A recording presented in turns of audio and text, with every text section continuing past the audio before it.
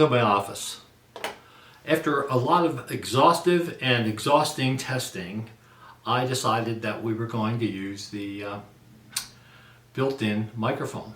I did some tests with my Audio-Technica, and using the manual adjustments, it still wasn't very good. And so I'm thinking, well, what are you going to do? So we went to the built-in audio, and based on one of the tests, that seemed to be pretty good. Now, as I'm looking at the flippy screen, it seems to be in focus.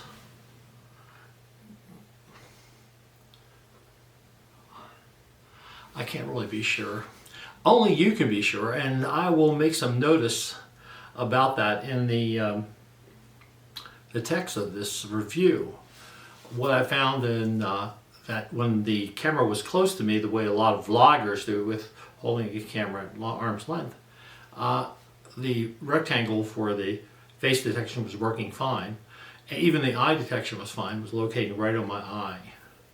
But we have a grid behind me that's the doors to my office.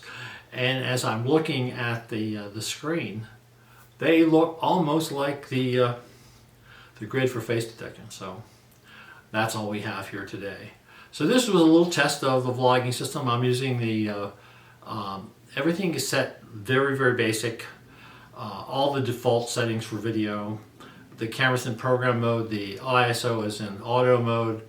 It's the very bare bones, basic way to shoot video. So I took a quick look at some of the tests, and the image quality looked quite good. And I think that's a testament to the APS-C sensor that Canon uses in this camera. So anyway, I want to thank you for watching.